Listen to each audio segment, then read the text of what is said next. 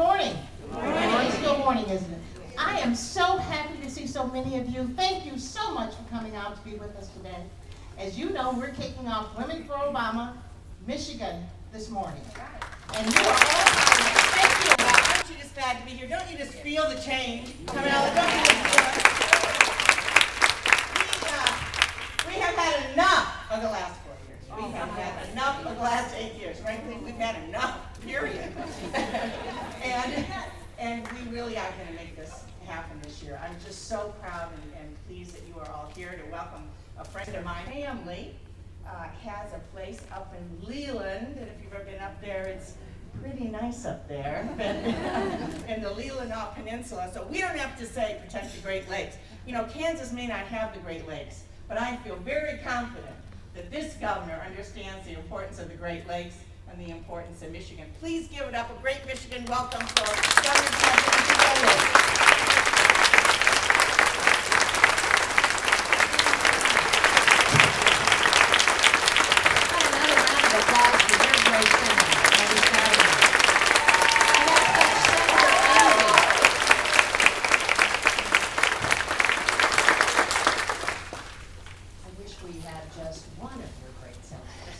Loan us on a periodic basis. We've got a little senator shortage in Kansas.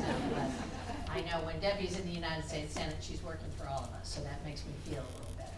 I grew up in Ohio. I've been a neighbor to Michigan for all of my life, and then a longtime resident. I pay property taxes in Michigan. I'm hoping to educate Michiganders for the future.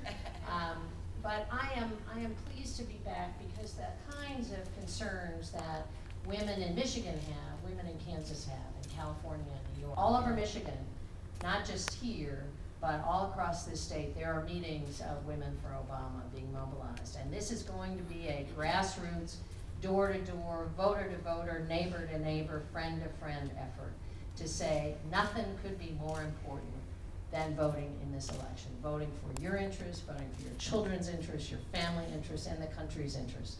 The future of this great country is at stake, and frankly, it's in the hands of women.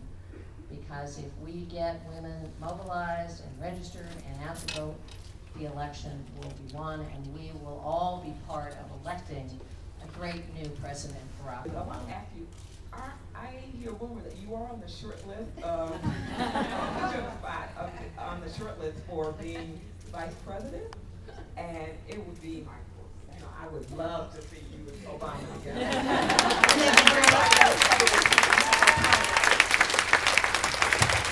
An early happy birthday, and I'm with you. I want your birthday present to be Barack Obama. And you know, it's flattering to have Kansas mentioned in a very positive light. Been able to do a lot of good work. I'm going to be enthusiastically supporting Barack Obama and whoever he chooses. He will make a great choice for America and for the future, and we'll have a great leadership partner. And I'm going to be working for him nonstop because I believe that this is the man. We are at such a difficult time, but we need a transformational leader. He is on the right place at the right time, and I'm just so excited. I was pleased to be an early endorser, and I look forward to helping you here in Michigan make sure that he's the next president and that he has a great administration, because we all need it. It's, you know, we all need it. This is about America. Well, Vice President Sebelius sounds like a nice thing. I'm so pleased this other woman spoke because I'll tell you, I want Barack Obama to put his money where his mouth is, and he appears to be very supportive of women and equal rights for women. And boy, if he could have a woman as a running mate, either one of his ladies or any, there's a lot to pick from. So that would be one thing. Well, let me just answer that for just a minute seriously, because I really believe this is less about who is or is not a running mate, and much more about what these two candidates have stood for, worked for, voted for, believed in. There are very, very, very clear differences on women's issues. And family. Barack Obama was raised by a single mom. his second most important person in his life is his grandmother. He is married to a terrifically talented and accomplished woman and is the father of 2 daughters. Now, if anybody thinks he's going to forget about women's issues, I would think again about it. He is grounded in that world and understands that. He has also spent his entire career fighting for issues, pay equity issues, in the Illinois State Senate, he was a champion for pay equity. Illinois has 6 times as much child care money as was required by the federal government, because he knew when welfare to work was passed that the level set by the federal government would not allow women to be comfortable in putting their kids in a stranger's home, that there was not enough money, that you can't go to work unless your children are safe and secure. He absolutely has been a fighter for women's privacy issues. Over and over and over again in his career. He stands up for women on a regular basis, and John McCain could not be clearer on his record.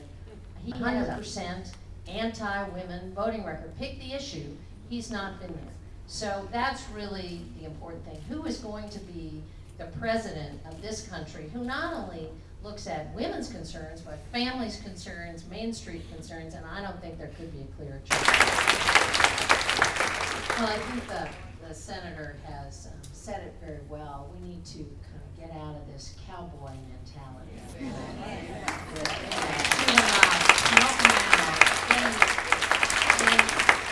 Really re-engage in the world. We live in a global world. Our children will have more stamps in their passports than a lot of us would ever have. They compete not with, in our state of Kansas, they're not competing with Missouri and Oklahoma and Colorado. They're competing with China and India. And we need to understand more about countries around the world and have more respect for countries. And part of that is talking to people. What a novel idea. Is actually having some engagement. Because frankly, war, bombing, brute strength should always be the last option, not the first option. And Debbie just mentioned this recent engagement with Russia and Georgia. Now that's a conflict in Georgia that is 80 years old. This isn't brand new. This isn't a surprise. This is again a civil conflict that Georgia and South Ossetia and other separatist areas have been having for a long time. But the first out of the gate response is, well, we should do something. We're going to drop bombs on Russia. We're going to invade Moscow. What we should do is talk and use our leverage to bring about peace. But we don't have a lot of credibility, because actually we charged into Iraq. And you know who was one of the champions of charging into Iraq right after 9/11, well before we went, was John McCain. He was ahead of the troop. He said, we've got to go get Iraq for what just happened in America. Imagine just for a moment, if after 9/11, with the unity that occurred in this country after that tragedy, with people coming together, if we had had a president and one of his top lieutenants, John McCain, who at that point had been in the Senate for almost 20 years, was in the majority in the Senate, imagine what would have happened if they said, we are going to use this moment as a pivotal moment. We are going to provide health care for all Americans. We're going to seek energy independence. Talk about a way to pay people back. We don't want to be dependent on oil that comes out of the Middle East anymore. We're going to have a pivot, and we're going to mobilize all of our resolve and reserve. Here we are 7 years later, and we have made steps backward, not forward.